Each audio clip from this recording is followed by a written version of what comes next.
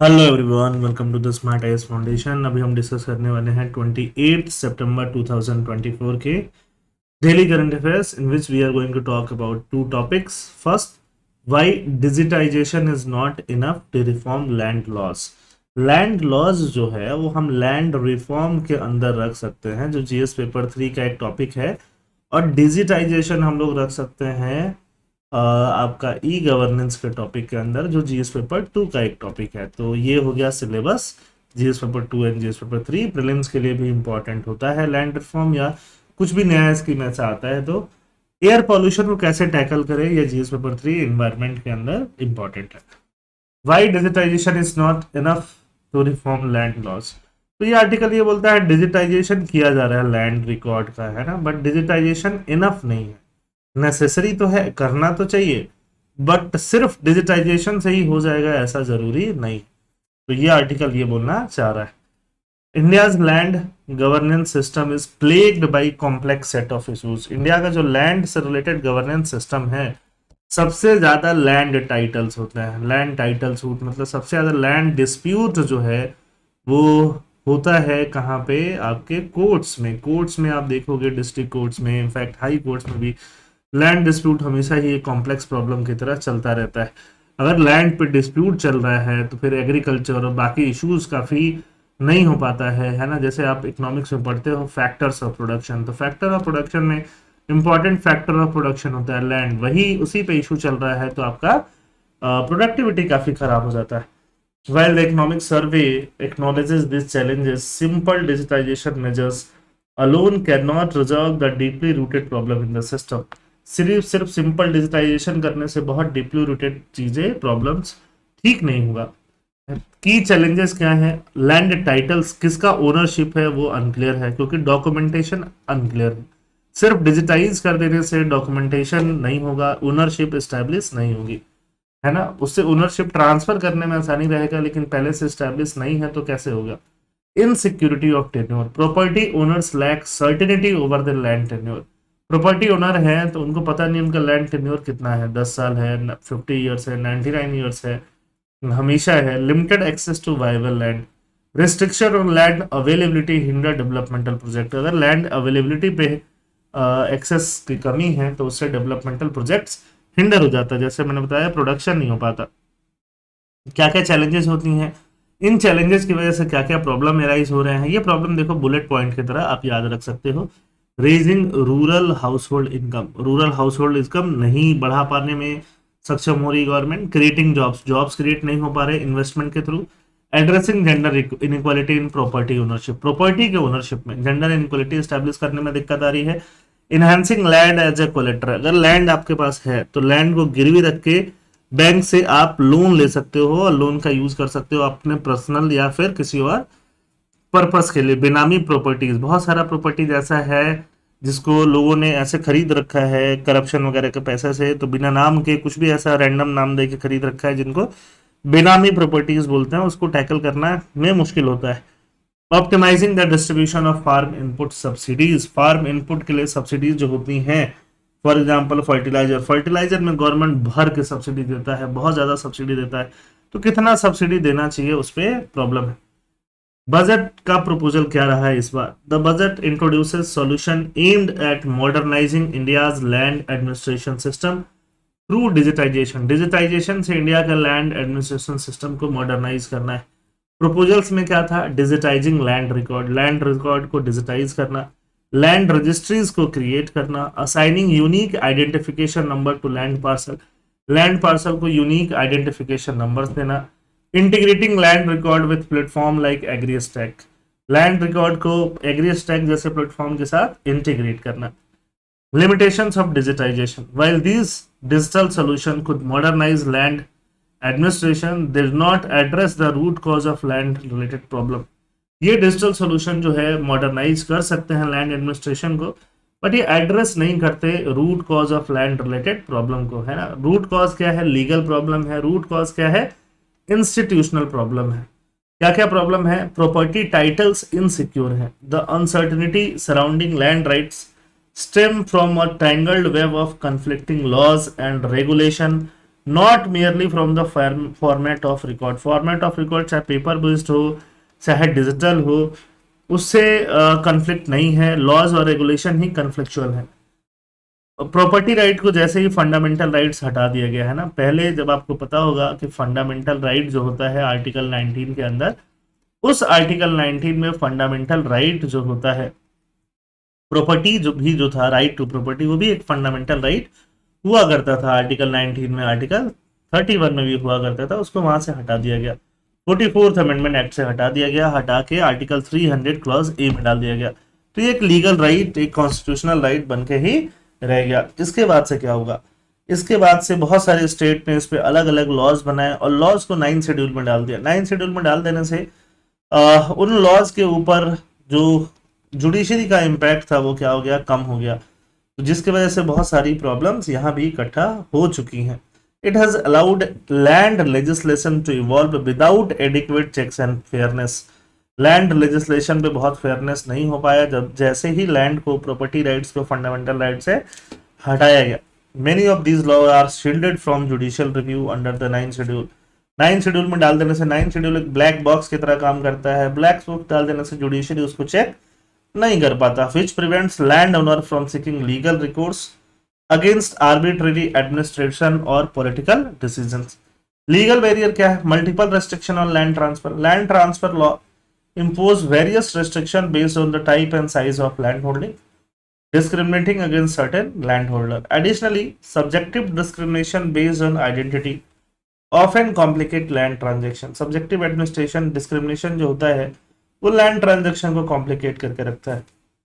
Land leasing and use पे क्या restriction है, in many state leasing agricultural land is either prohibited और heavily restricted, है ना। तो इसकी वजह से यूज ही नहीं हो पाता। मान लो आपके पास लैंड है और आप कुछ और काम कर रहे हो, तो फिर आपने अपने लैंड का यूज नहीं कर पाया और आप लीज में नहीं कर पाओगे, तो फिर उस लैंड का यूज ही नहीं हो पाएगा और प्रोडक्टिविटी खराब होती है।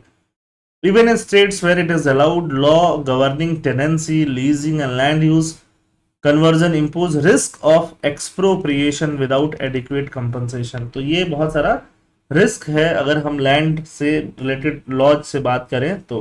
लैंड मार्केट वीक हो रहा है, land market, land holding fragmented है, छोटे छोटे लैंड पार्सल लोगों के पास है। अगर हम फार्मर्स की बात करें तो लेस देन 2 हेक्टेयर्स वाले 90% के आसपास फार्मर्स हैं। इससे क्या होता है, लैंड के यूज में, एग्रीकल्चर में इनएफिशिएंसी आती है। मार्केट है ना, और इनएफिशिएंट मार्केट की वजह से शैडो मार्केट है ना, under the table market start हो गया है। ठीक है, complicated regulation have driven land transaction underground. Land transaction underground होने लगे हैं, लीगल लेजिटिमेट सिस्टम से बचने लगे हैं। High cost of land consolidation. अगर लैंड को कंसोलिडेट करना है, फ्रेगमेंटेड लैंड को, कोई थोड़ा सा जमीन इसका है, किसी दूसरे पर्सन का है, सबको कंसोलिडेट करके एक बड़ा जमीन बनाना है, तो उसको उसके बाद प्रोडक्टिविटी बढ़ जाती है। Fragmentation has made consolidating land for better productivity expensive, often relying on state intervention for land acquisition. तो उसके लिए लैंड एक्विजिशन अगर करना है किसी प्राइवेट कंपनी को या किसी को, है ना, अगर मान लो कहीं पे जमीन है, जमीन अगर बहुत सारा हेक्टेयर, 50 हेक्टेयर एक ही पर्सन का है, तो 10 हेक्टेयर लेना किसी कंपनी के लिए आसान हो जाता है या किसी इंफ्रास्ट्रक्चर प्रोजेक्ट के लिए भी आसान हो जाता है।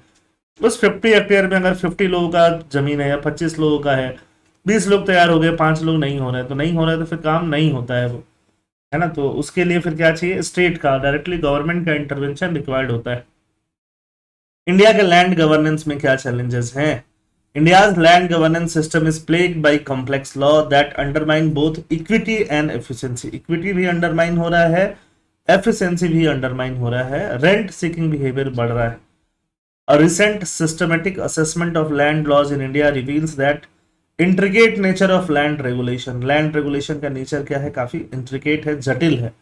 For instance, in Gujarat, land ceiling laws list more than 40 types of land quality. Land ceiling laws ने more than 40 types of land quality को लगा कर रखा है। And household characteristic, each subject to a different level of land ceiling. This complexity has created numerous possibilities for rent seeking and has made administration difficult. जिसके वजह से administration क्या हो गया है, difficult हो गया है। Issues beyond digitization. India's land record system face challenges that go beyond digitization. India का लैंड रिकॉर्ड सिस्टम जो है वो चैलेंज फेस करता है जो डिजिटाइजेशन के बियॉन्ड जाता है। Slow digitization has delayed infrastructural project. Land ownership data remains outdated. While assigning unique identification number to land parcel is part of the solution, है ना, अगर सब किसी को लैंड यूनिक आइडेंटिफिकेशन नंबर दे दिया जाए वो सॉल्यूशन का एक हिस्सा है. Deeper legal and institutional reform भी जरूरी है. लीगल रिफॉर्म और इंस्टीट्यूशनल रिफॉर्म, कैसे लैंड को मैनेज किया जाता है, कैसे लैंड को गवर्न किया जाता है, क्या क्या प्रपोजल दिया गया है. लैंड रिकॉर्ड को एग्री स्टेक जैसे प्लेटफॉर्म के साथ इंटीग्रेट करना. Proposal to integrate land record with platform like AgriStick failed to address the legal hurdle embedded in land tenure laws. Land tenure laws यहाँ पे जो भी है ना, तो लैंड टेन्योर लॉज की वजह से जो भी प्रॉब्लम है वो एग्री स्टैक करके एक प्लेटफॉर्म है, वहां से अगर लिंक किया जाएगा तो भी ये एड्रेस नहीं हो पाएंगे. फॉर एग्जाम्पल, इसका एग्जाम्पल देख लीजिए.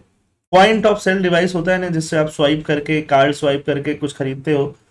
For fertilizer subsidies are not integrated with land record data. Fertilizer subsidies के लिए वो लैंड रिकॉर्ड डेटा से इंटीग्रेटेड नहीं है, जिससे इनएफिशिएंसी आता है सब्सिडी को टारगेट करने में, कि सब्सिडी उसको मिल रहा है जिसको मिलना चाहिए कि नहीं. Reform must focus on updating tenancy laws को भी अपडेट करना चाहिए. लैंड यूज के रेगुलेशन को भी अपडेट करना चाहिए. लैंड रिकॉर्ड के एक्यूरेसी पे ध्यान देना चाहिए. Legal barrier to land bank and renewable energy और लैंड बैंक का क्या लीगल बैरियर है.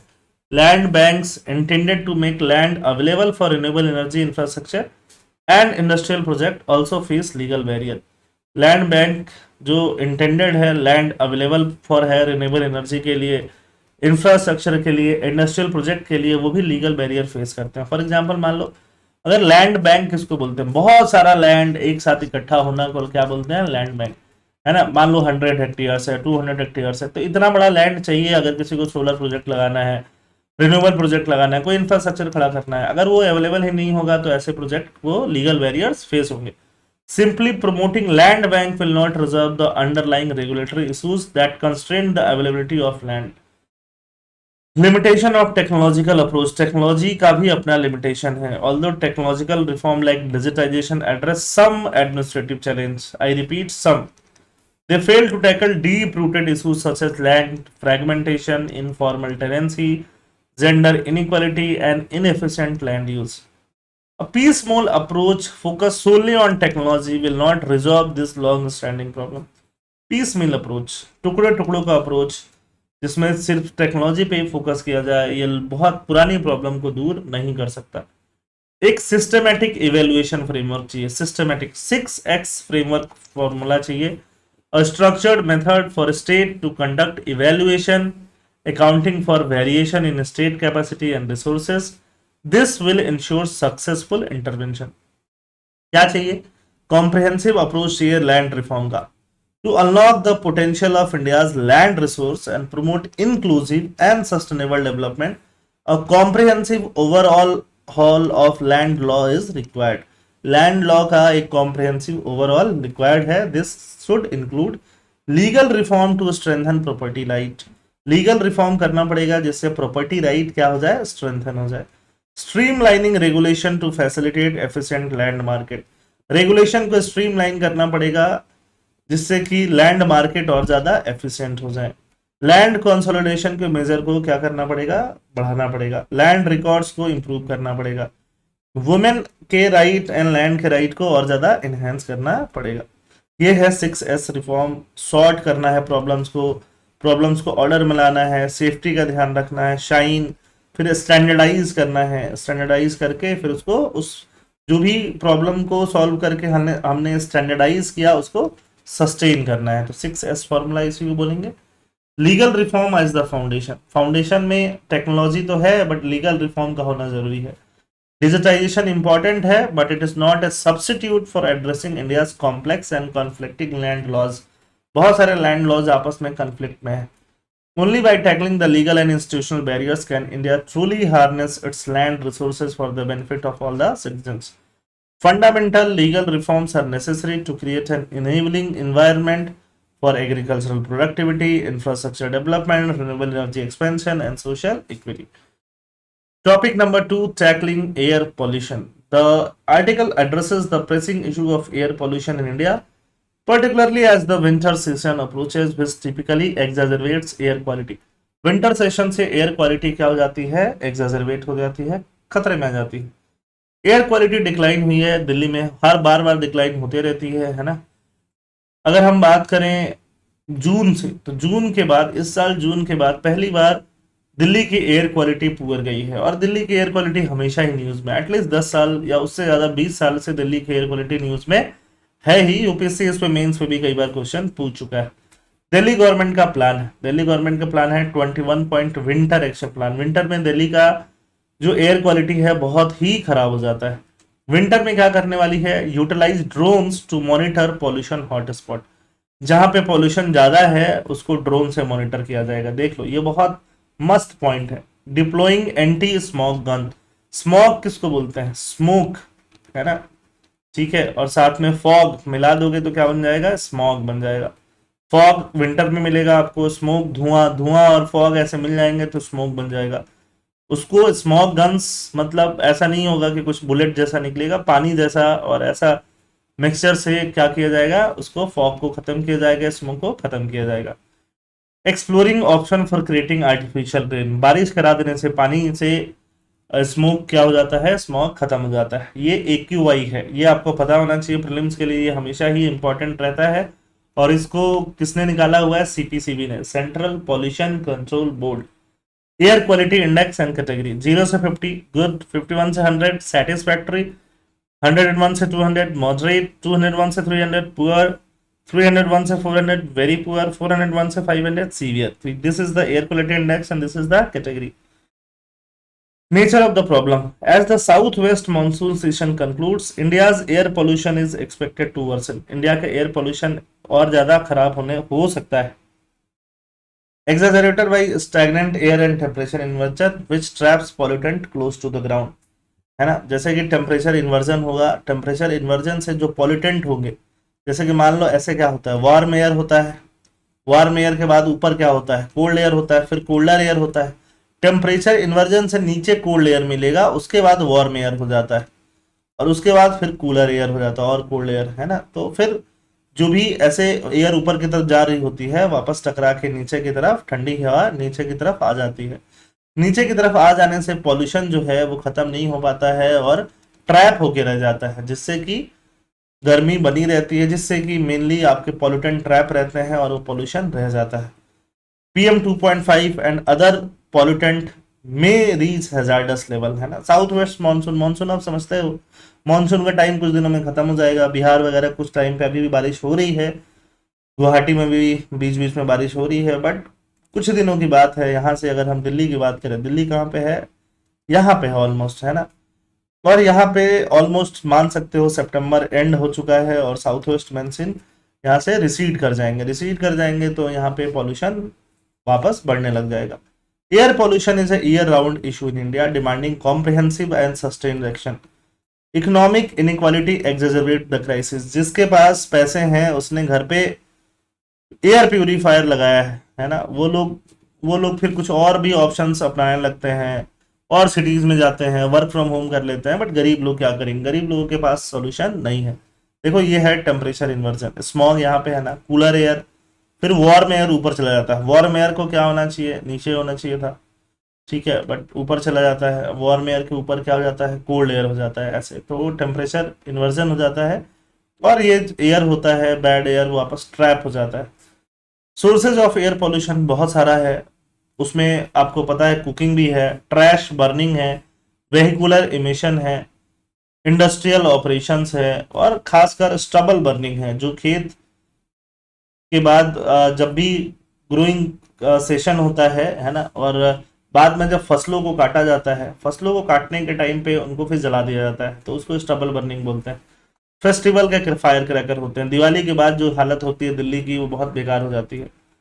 बहुत सारे लोग दिवाली में घर जाते हैं और 1-2 महीने बाद आते हैं दिल्ली में, है ना। अगर मतलब घर इन द सेंस, अगर कोई दिल्ली में पढ़ाई कर रहा है, कुछ भी पढ़ाई कर रहा है या फिर कुछ वैसा काम कर रहा है जो कि घर पे आके रह सकता है, तो बहुत दिन बाद घर जाते हैं, क्योंकि दिल्ली में हवा खराब हो जाती है। Meteorological factor like temperature inversion and low wind speed during post monsoon and winter trap pollutant particularly in the Indo Gangetic plane.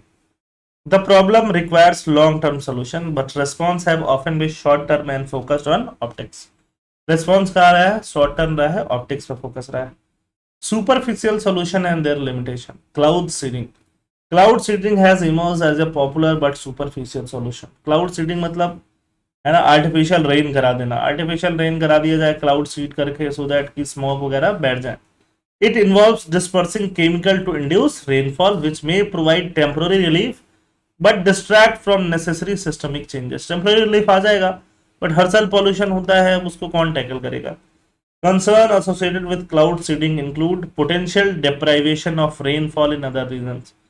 है ना, अदर रीजन्स में क्या होगा, रेनफॉल कम हो जाएगा क्योंकि मॉइस्चर वाला एयर वहीं पे बारिश करा के चला गया.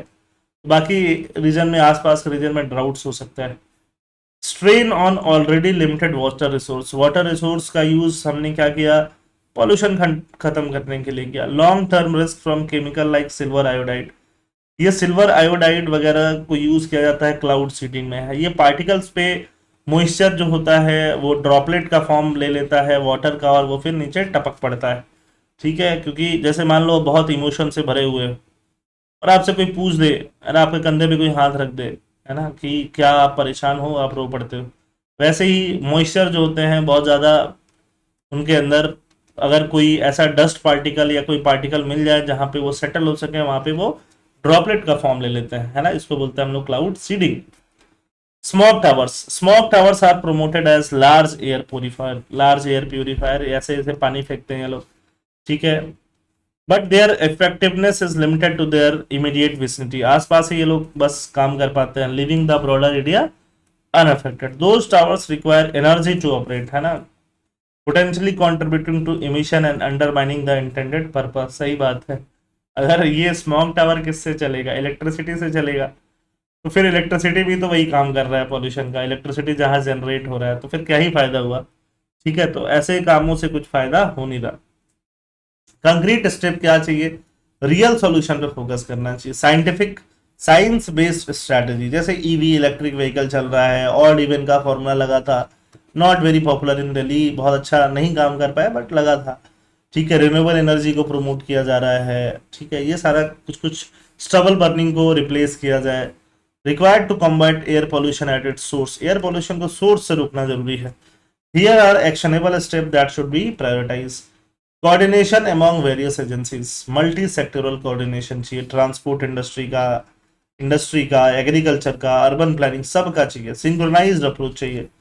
To tackle crop stubble burning, cooperation is essential between farmer, agriculture policy maker, environmental regulator.